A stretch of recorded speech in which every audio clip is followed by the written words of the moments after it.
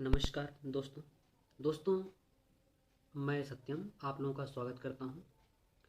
दोस्तों आज ये फर्स्ट सेमेस्टर का सेकंड चैप्टर का ये दूसरा लेक्चर है। आज के लेक्चर में ये चैप्टर हम जो है फिनिश कर देंगे। अगर एक्सरसाइज करनी है तो एक लेक्चर जो है हम अभी इसमें जो है और कंटिन्यू करेंगे, ठीक है। तो दोस्तों कल हम छोड़े थे संख्याओं पर। आज आइए दोस्तों हम लोग जो है संख्याओं पर जो है बात करते हैं। कल हम छोड़े थे जहाँ पर वहीं से हम लोग जो है आज आगे बात करते हैं संख्याएं, ठीक है। वैसे दोस्तों हम देखें संख्याएं कई प्रकार की होती है, लेकिन हम लोग एक एक करके आराम आराम से सारी चीज़ें हम लोग सीखेंगे, ठीक है। तो संख्याएं, सबसे पहली जो संख्या होगी वो हम लोग सीखेंगे आज प्राकृतिक संख्या। प्राकृतिक संख्या देखिएगा दोस्तों, ये सब डिफिनीशन पूछता नहीं है कभी। बाय द वे कहीं अगर पूछ लिया डीएलएड के एग्ज़ाम में तो हम लोग के लिए प्रॉब्लम जो है क्रिएट कर सकता है, इसलिए बहुत बारीकी से चीज़ों को सीखेंगे। नेचुरल नंबर, तो दोस्तों जो नेचुरल नंबर होता है गिनने के लिए जो संख्याएं प्रयुक्त की जाती हैं उन्हें हम लोग क्या कहते हैं, प्राकृतिक संख्या कहते हैं, ठीक है। गिनने के लिए जो संख्याएं प्रयोग की जाती हैं या प्रयुक्त होती हैं उन्हें हम क्या कहते हैं, प्राकृतिक संख्या कहते हैं। जैसे देखा जाए तो 1, 2, 3, 4, 5 डॉट डॉट डॉट एन, ठीक है। अगर कोई पूछ ले कि इनका सेट क्या होता है, सेट मीन्स आप लोग समझते होंगे समुच्चय, ठीक है। तो इनका समुच्चय क्या होता है, तो दोस्तों इनका जो समुच्चय होता है वो हो जाता है कैपिटल एन। क्या कहते हैं, कैपिटल एन। और जैसा कि हम लोग जानते हैं समुच्चय को हरदम जो है करली ब्रैकेट में ही लिखते हैं। करली मीन्स होता है मतलब ब्रैकेट, ठीक है। हम बाइलिंगुअल बोलने की पूरी कोशिश करेंगे, ठीक है। 1 2 3 4 ये हो जाएगा इनफाइनाइट, ठीक है, इनफाइनाइट। अब देखिए, अब हम कुछ आप लोगों को इम्पॉर्टेंट फैक्ट बता रहे हैं प्राकृतिक संख्या के बारे में या नेचुरल नंबर के बारे में। कुछ हम इम्पॉर्टेंट फैक्ट बता रहे हैं जिसको आप लोग जो है बहुत ध्यान से सुनिएगा। देखिए, किसी भी संख्या में, पहला जो फैक्ट है, किसी भी संख्या में अगर हम +1 कर देंगे तो हमें कोई अगली संख्या प्राप्त होगी, ठीक है। जैसे मान लीजिए हम 4 में +1 कर दिए तो क्या मिल गया, 5। अब ये जो 5 मिला है दोस्तों, ये जो 5 मिला है तो ये इस संख्या की, इस 4 की क्या कहलाएगी, परवर्ती संख्या या अनुवर्ती संख्या के बारे में कल हमने आपको समझाया था। या इसी अनुवर्ती को कल हमने बताया था उत्तरवर्ती, या इसी को हमने कल बताया था सक्सेसर। देखिए कुल कितने नाम हो गए, ध्यान से सारी चीज़ों को सुनना है, एक एक करके सारी चीज़ों को आप लोग जो है सीखिए। आज हम इसी को क्या कह रहे हैं, परवर्ती कह रहे हैं। क्या कर रहे हैं, परवर्ती। कल हमने क्या बताया था, उत्तरवर्ती, उत्तरवर्ती। और हमने क्या कहा था, अनुवर्ती, अनुवर्ती। और हमने क्या बताया था, सक्सेसर। समझ रहे हैं ना।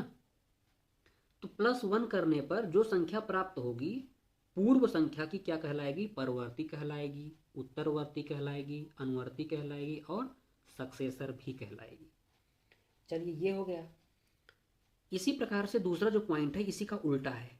वो पॉइंट ये है दोस्तों, अगर हम किसी भी संख्या में माइनस करेंगे, जैसे 4 - 1 कर दिए तो क्या आ गया, 3 आ गया।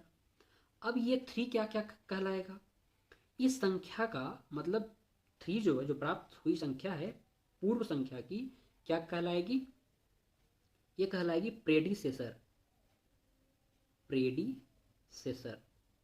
या इसी को हिंदी में क्या बोलते हैं, पूर्ववर्ती। क्या बोलते हैं दोस्तों, पूर्ववर्ती। तीसरा जो पॉइंट है, देखिए एक एक पॉइंट पर ध्यान से सुनेंगे तो बहुत ही जो है इंटरेस्टिंग पॉइंट बताऊंगा। सबसे छोटी प्राकृतिक संख्या क्या होती है, सबसे छोटी प्राकृतिक संख्या दोस्तों ये हो जाती है 1। सबसे छोटी प्राकृतिक संख्या क्या होती है, 1 होती है, ठीक है। इसके बाद दोस्तों एक चीज़ का ध्यान रखिएगा, अगर कोई ये पूछता है कि सबसे बड़ी प्राकृतिक संख्या क्या होती है, सबसे बड़ी प्राकृतिक संख्या, तो सबसे बड़ी प्राकृतिक संख्या दोस्तों अनंत होती है। ठीक है, क्यों, ऐसा क्यों है? हम किसी संख्या में एक जोड़ते जाएंगे तो हमें दोस्तों जो है अगली संख्या मिलती चली जाएगी। ठीक है, अगली संख्या हमको जो है मिलती चली जाएगी। तो इसमें जो है किसी भी प्रकार से कुछ भी ज़्यादा जो है सोचने की ज़रूरत नहीं है। ठीक है, तो इसके बाद जो है हम लोग जो है दोस्तों आइए देखते हैं, एक और इम्पॉर्टेंट पॉइंट है। वो सबसे इम्पॉर्टेंट पॉइंट ये है कि जैसे अब हमने बताया ना, पूर्ववर्ती अनुवर्ती तो होती है, लेकिन दोस्तों ध्यान रखिएगा, एक, अगर हम लोग प्राकृतिक संख्या में बात करें तो एक की कोई पूर्ववर्ती प्राकृतिक संख्या नहीं होती है, पूर्ववर्ती प्राकृतिक संख्या नहीं होती।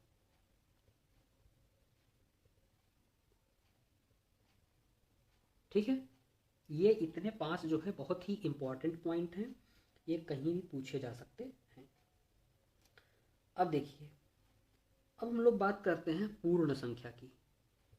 दूसरी संख्या की अगर हम लोग बात करते हैं तो वो संख्या हो जाती है दूसरी, क्या, कौन सी? पूर्ण संख्या। पूर्ण संख्या जिसको हम लोग क्या कहते हैं? होल नंबर कहते हैं। ठीक है, क्या कहते हैं? Whole number. अब दोस्तों ध्यान दीजिएगा, अगर हम इसी प्राकृतिक संख्या में 0 को शामिल कर दें, ठीक है, प्राकृतिक संख्या में प्राकृतिक संख्या में 0 को शामिल कर दें, जो संख्या बनेगी वो क्या बन जाएगी? पूर्ण संख्या। ठीक है, क्या बन जाएगी? पूर्ण संख्या बन जाएगी। ठीक है, इसी प्रकार से पूर्ण संख्या भी हमारी हो जाती है। और पूर्ण संख्या में सबसे छोटी पूर्ण संख्या क्या होती है? सबसे छोटी पूर्ण संख्या क्या होती है? 0। सबसे बड़ी पूर्ण संख्या क्या होती है? देखिए दोस्तों, आपको लगेगा कि ये सब सारी चीज़ें आप लोग जानते हो ना, लेकिन डीएलएड के एग्ज़ाम में यही सारी चीज़ें पूछी जाती हैं, इनफाइनाइट। ठीक है, अब पूर्ण संख्या में हम लोग ये कह सकते हैं कि 1 की पूर्ववर्ती क्या होती है? 0 होती है। ठीक है, तो क्वेश्चन को ध्यान से जो है पढ़िएगा, क्वेश्चन में कहीं ऐसा ना हो आप प्राकृतिक ध्यान दे रहे हो और लिखा है पूर्ण संख्या, तो क्या करोगे आप? 1 नंबर की गलती करके चले आओगे। अगर आप क्वेश्चन ध्यान से पढ़ोगे तो गलती होने का कोई सवाल ही नहीं है। ठीक है, आइए अब हम लोग आगे बढ़ते हैं और पूर्णांक की बात करते हैं। किसकी बात करते हैं? पूर्णांक की। पूर्णांक में इसकी इंग्लिश जो होती है वो होती है इंटीजर। ठीक है, ये जो इंटीजर होता है दोस्तों, इसमें ध्यान रखिएगा, सबसे इम्पॉर्टेंट चीज़ ये है कि ये माइनस भी होता है, 0 होता ही है, प्लस भी होता है। मतलब पूर्णांक में दुनिया की सभी संख्याएं हैं, या ऐसा कहिए जितने भी दुनिया में प्लस और माइनस होते हैं सब पूर्णांक में ही सम्मिलित होते हैं। ठीक है, तो इसे जो है, इसके सेट को हम लोग आई से रिप्रेजेंट करते हैं। किससे करते हैं? आई से। हम इसके सेट को आई से रिप्रेजेंट करते हैं, तो इसमें देखिए क्या क्या हो सकता है। इनफाइनाइट से चलेंगे, -3, -2, -1, 0, 1, 2, 3, इनफाइनाइट तक जाएंगे। ठीक है, अब ध्यान से देखिएगा दोस्तों, ये निगेटिव भी है, 0 भी है, प्लस भी है, इसलिए इंटीजर को जो है 3 पार्ट में फिर से डिवाइड कर दिया जाता है। लेकिन हम वो सारी चीज़ें बताएंगे नहीं, बस हम इतना बताएंगे कि प्लस वाले को प्लस में कर देंगे, माइनस वाले को माइनस में कर देंगे और 0 को अलग कर देंगे। तो प्लस वाले को क्या कहेंगे? धन पूर्णांक। क्या कहेंगे? धन पूर्णांक। माइनस वाले को क्या कहेंगे? ऋण पूर्णांक। ऋण पूर्णांक। और इसको क्या कहेंगे? 0। ठीक है, और एक चीज है, 0 जो है यह न तो धन पूर्णांक है और न ही ऋण पूर्णांक। ठीक है। अब आइए दोस्तों हम लोग अगली संख्या पर बात करते हैं। अगली जो संख्या होती है दोस्तों वो होती है परिमेय संख्या। क्या होती है? परिमेय संख्या, रेशनल नंबर। Rational number. तो दोस्तों रेशनल नंबर हम लोग किसको कहते हैं, इसके बारे में थोड़ा सा सीख लेते हैं। रेशनल नंबर वे सभी संख्याएं कहलाती हैं जिन्हें हम p बाई क्यू के रूप में प्रदर्शित कर सकें। क्या कर सकें? p बाई क्यू के रूप में प्रदर्शित कर सकें। ठीक है। परिमेय संख्याएं वे संख्याएं कहलाती हैं जिन्हें हम p बाई के रूप में प्रदर्शित करते हैं या कर सकते हैं। लेकिन दोस्तों एक चीज़ का ध्यान रखिएगा, q does not equal to zero. q का मान कभी भी ज़ीरो नहीं होना चाहिए। ये इसमें बहुत ही इम्पॉर्टेंट पॉइंट है। ठीक है। q का मान कभी भी ज़ीरो नहीं होना चाहिए। ठीक है। आइए नेक्स्ट संख्या की हम लोग बात कर लेते हैं। नेक्स्ट जो संख्या होती है वो होती है अपरिमेय संख्या। क्या होती है? अपरिमेय संख्या। इसे इंग्लिश में क्या कहते हैं? Irrational number. Irrational number. तो जो इर्रेशनल नंबर है दोस्तों वे संख्याएं जिन्हें हम p बाई क्यू के रूप में प्रदर्शित न कर सकें, प्रदर्शित न कर सकें, ऐसी सभी संख्याएं अपरिमेय संख्या कहलाती हैं जिन्हें हम p बाई क्यू के रूप में प्रदर्शित न कर सकें। एक बात का हरदम ध्यान रखिएगा, एग्जाम्पल के रूप में मैं इसमें बता दे रहा हूँ और मैं कहीं नहीं समझाया हूँ। ध्यान दीजिएगा, जितनी भी संख्याएं अंडर रूट में हों, ध्यान से बात को सुनिएगा, जितनी भी संख्याएं अंडर रूट में हों और हम उनका वर्गमूल पूर्ण संख्या के रूप में ना निकाल पाएं। जैसे अगर हम अंडर रूट 4 लिखते हैं तो हम इसका वर्गमूल क्या लिख देंगे? 2। तो 2 क्या हो जाएगा? परिमेय संख्या। लेकिन आप यहीं पर लिख दीजिए अंडर रूट 2। क्या आप इसका पूरा मान निकाल सकते हो? नहीं निकाल पाओगे। तो ये अपरिमेय संख्या। अंडर रूट 3 अपरिमेय संख्या। ठीक है। अंडर रूट 5 अपरिमेय संख्या। ठीक है। अब दोस्तों इससे संबंधित 2 पॉइंट हैं और बड़े गजब के पॉइंट हैं, बहुत ही इंपॉर्टेंट भी हैं। ये पेपर में कई बार पूछा भी जाता है। ये पॉइंट ये है कि परिमेय संख्या, परिमेय संख्या तथा अपरिमेय संख्या का योग तथा अंतर, का योग तथा अंतर अपरिमेय होता है।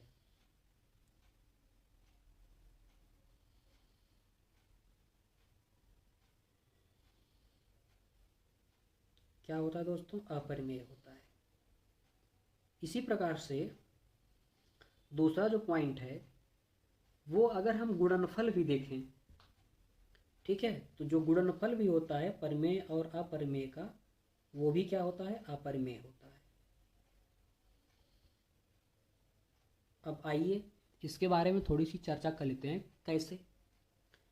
इसका हम पहले इसके बारे में चर्चा करेंगे। ये वाला जो पॉइंट लिखे हैं पहला वाला, जैसे दोस्तों कोई परिमेय संख्या है 3, इसमें आप प्लस कर दो अंडर रूट 5 को, ये क्या बन जाएगा? अपरिमेय संख्या। अंतर भी कर दो 3 माइनस अंडर रूट 5, तो क्या बन जाएगा? अपरिमेय संख्या। ठीक है। लेकिन ध्यान रखिएगा, एक इंपॉर्टेंट चीज ये है कि अपरिमेय संख्याओं का योग तथा अंतर परिमेय भी हो सकता है और अपरिमेय भी हो सकता है। ये पॉइंट मैं लिख नहीं रहा हूँ, लेकिन आप लोग ध्यान दीजिएगा। दो अपरिमेय संख्याओं का जो योग अथवा अंतर होता है वो परिमेय हो भी सकता है और नहीं भी हो सकता है, या यूँ कहें वो अपरिमेय और परिमेय दोनों हो सकता है। ठीक है, अब गुणनफल वाली बात करते हैं। गुणनफल भी ठीक इसी प्रकार से है। तो देखिए, अगर हम अपरिमेय और परिमेय की बात करें तो ये हो गया परिमेय, ये हो गया अपरिमेय, इन दोनों का आप मल्टीप्लिकेशन कर दो तो क्या बन जाएगा? अपरिमेय। लेकिन दोस्तों, दो अपरिमेय संख्याओं का गुणनफल परिमेय भी हो सकता है, अपरिमेय भी हो सकता है। ठीक है, तो इतनी चीज़ों का आप लोग जो है अपरिमेय संख्याओं में या परिमेय संख्याओं के इम्पोर्टेंस में जो है याद रखेंगे। जितनी चीज़ें बोल रहा हूँ वो चीज़ें 100% इम्पॉर्टेंट हैं, यहाँ के लिए नहीं तो कहीं दूसरे कंपटीशन के लिए, लेकिन ये चीज़ें इम्पॉर्टेंट हैं। आइए अब हम लोग जो है नेक्स्ट देखते हैं, इवन नंबर। ठीक है,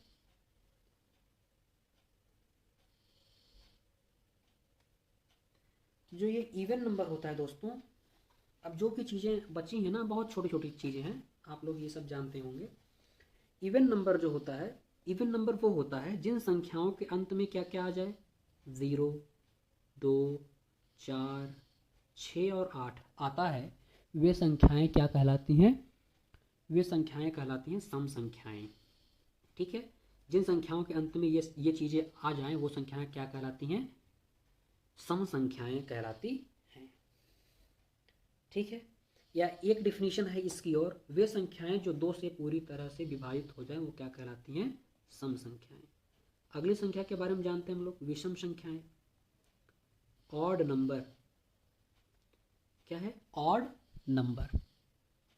तो ये जो ऑड नंबर है दोस्तों, ऑड नंबर वो संख्याएं कहलाती हैं जो 2 से पूर्णतया विभाजित नहीं होती हैं, 2 से पूर्णतया विभाजित नहीं होती हैं।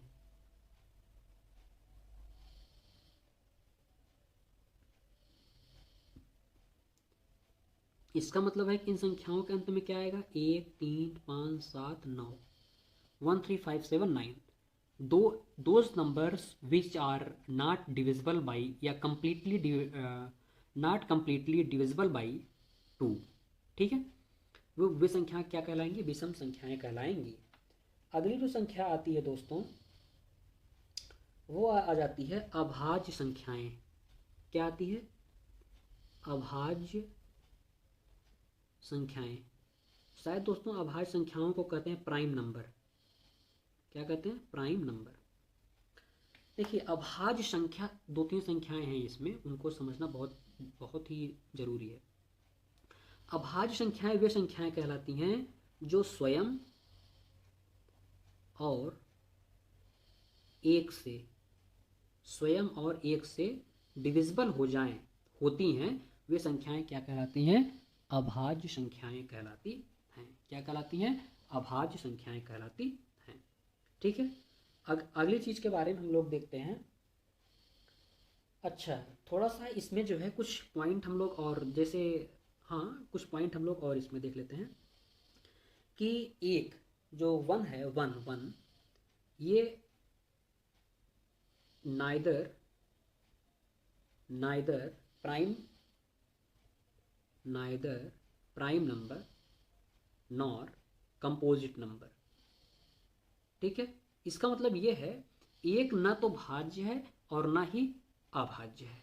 ठीक है, पहला पॉइंट हो गया। 2, सबसे छोटी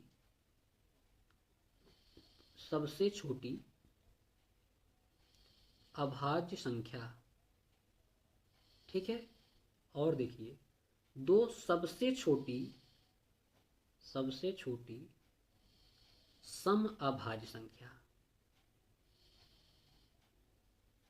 ठीक है, एक चीज और कभी कभी पूछ लेता है एमसीक्यूज में, 1 से 100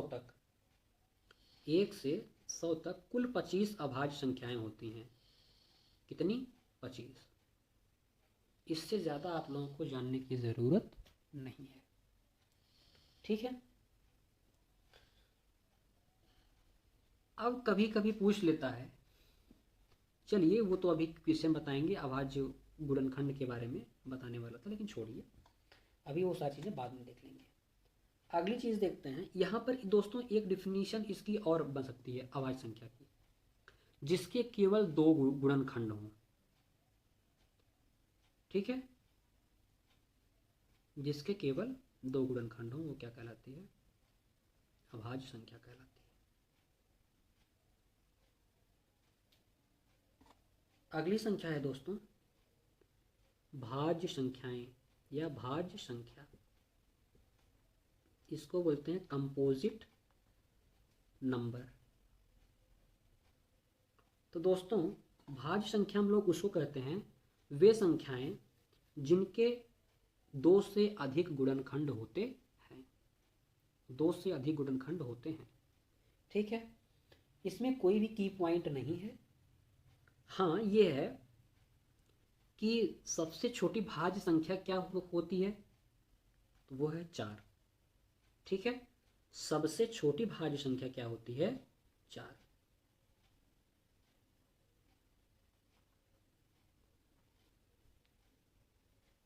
ठीक है, इस चीज़ का हरदम ध्यान रखेंगे, नहीं तो आप लोग जो है क्या पता 2 पर टिक कर दो, गलत हो जाएगा। तो सबसे छोटी भाज्य संख्या क्या होती है? 4 होती है। अब हम लोग दोस्तों पढ़ेंगे डिविजिबिलिटी रूल। सबसे इम्पॉर्टेंट पॉइंट है और सबसे सरल है, डिविजिबिलिटी रूल, विभाज्यता के नियम पढ़ेंगे।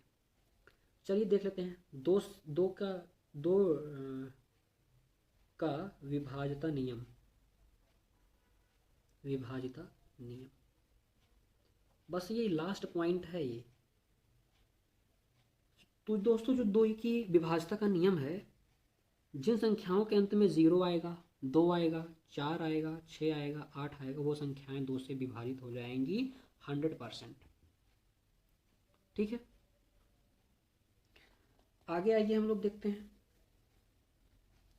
आगे हम लोग चेक करते हैं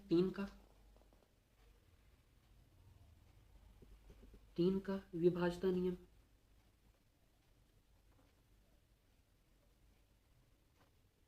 तो दोस्तों जो 3 का विभाज्यता का नियम है, ये कहता है अंतिम से 2 अंक, अंतिम से नहीं, सभी अंकों का योग, सभी अंकों का योग 3 से विभाजित है, विभाजित है तो वह संख्या 3 से विभाजित होगी। ठीक है, ये होता है। जैसे मान लीजिए कोई संख्या अगर दे दी जाए, कैसे बताएं, एग्जाम्पल में है नहीं कुछ यहाँ पे हमारे पास प्रेजेंट टाइम में, तो ठीक है, रूल सही है, रूल के बारे में जानिए। 4 का विभाज्यता नियम क्या है?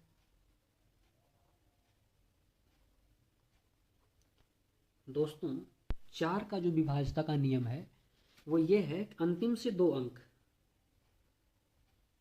अंतिम से 2 अंक 4 से विभाजित है तो वह संख्या 4 से विभाजित होगी।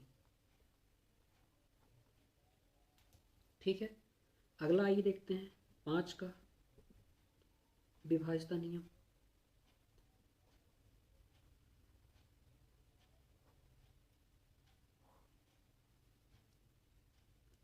इसमें जो है अगर किसी भी संख्या के अंत में 0 और 5 है तो वह संख्या 5 से जो है डिविजिबल होगी। 6 का,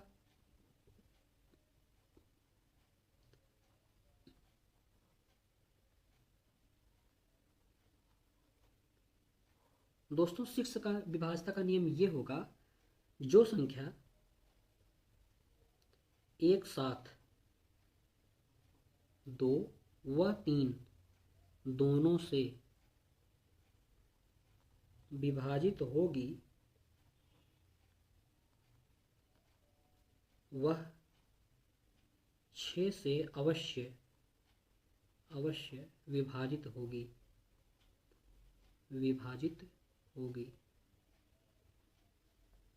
ठीक है, 7 का हम छोड़ दे रहे हैं क्योंकि 7 का कहीं नहीं पूछता है।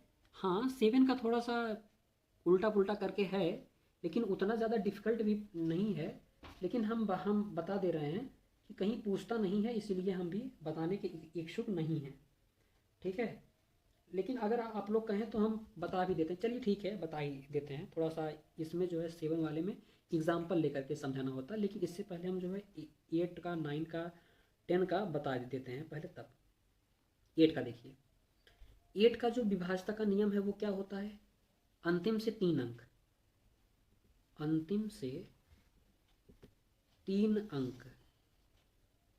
अगर 8 से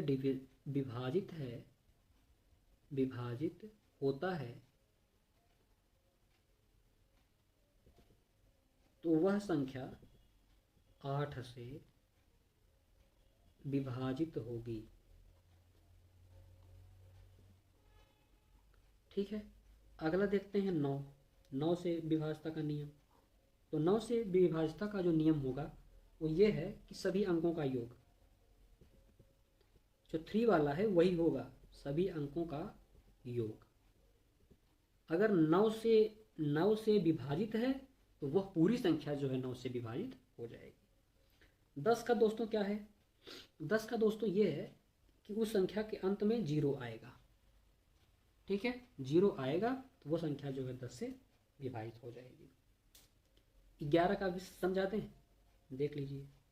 11 का ये होगा, जैसे मान लीजिए कोई संख्या है, यही मान लेते हैं ऐसे, तो ये किसी भी प्रकार से हम लोग मान लें, चाहे आगे से चाहे पीछे से। इवन ये है विषम प्लेस सम प्लेस, विषम प्लेस सम प्लेस, तो सम वाले को थोड़ा सा अलग कर लेते हैं। अब इन दोनों का जोड़ कर लो और इन दोनों का जोड़ कर लो, क्या हो जाएगा 10। इसको माइनस कर दो, क्या आ गया 0। मतलब ये है कि सम और विषम अंकों के, मतलब सम और विषम स्थान के अंकों का योग करेंगे, उसको माइनस करेंगे। अगर माइनस करने पर अंतर 0 आता है, 11 आता है या 11 का टेबल आता है, तो वो संख्या 11 से विभाजित होगी। चलिए अब आइए 7 का देख लेते हैं। 7 का डिविजिबिलिटी रूल, ये लोग मानते हैं कि थोड़ा सा टफ है, पता नहीं क्या टफ है, कुछ भी नहीं है इसमें। आइए हम बता देते हैं। जैसे मानते हैं कोई हम एग्जाम्पल लेते हैं, 2455 ये है, इसको हमें चेक करना है। ध्यान से समझेंगे चीज़ें हो जाएंगी। सबसे पहले इसमें जो लास्ट वाला डिजिट है उसको आप उठाइए, क्या है 5 है। 5 में 2 से मल्टीप्लिकेशन कर दो, इसको आपने निकाल लिया। अब संख्या क्या बची 245, माइनस इसमें आप 2 से मल्टीप्लिकेशन कर दो तो क्या हो जाएगा 10। जो आपने निकाला है उसको उसमें जो है मल्टीप्लिकेशन करके माइनस कर देंगे, तो क्या बचेगा 235। अभी भी हम ये नहीं समझ पा रहे हैं क्या ये डिविजिबल है, कोई बात नहीं, फिर आप वही काम करो, फिर से आप वही काम करो, फिर से आप 5 को निकाल लो, निकाल लिया, फिर देखो बचा क्या आपके पास 23। 5 2 ज़ा 10, आया कितना 13। क्या 13 7 से डिविजिबल है, नहीं है, नहीं है, तो इसका मतलब है कि ये संख्या 7 से डिविजिबल नहीं होगी। आप डिवाइड करके चेक कर लो। ठीक है, यह संख्या 7 से डिविजिबल नहीं होगी। तो सिंपल सी बात है, कुछ भी नहीं करना है, लास्ट वाले को उठाओ, 2 से मल्टीप्लिकेशन करते जाओ, माइनस करते जाओ, काम खत्म। ठीक है, चलिए दोस्तों, ये था आज का हमारा जो है वीडियो लेक्चर। उम्मीद करता हूँ दोस्तों सारी चीज़ें आप लोग बहुत अच्छे से समझ पाए होंगे, आप वीडियो में कंटेंट के साथ एंजॉय कर रहे होंगे। ठीक है दोस्तों हम इसी उम्मीद के साथ आप लोगों के पास इतना अच्छा कंटेंट लाते हैं, तो ये आप लोगों को अच्छा लगता होगा। तो दोस्तों प्लीज़, अगर वीडियो अच्छा लग रहा हो तो आप लोग अपने दोस्तों तक शेयर कीजिए और लाइक शेयर और कमेंट कीजिए दोस्तों। Thank you.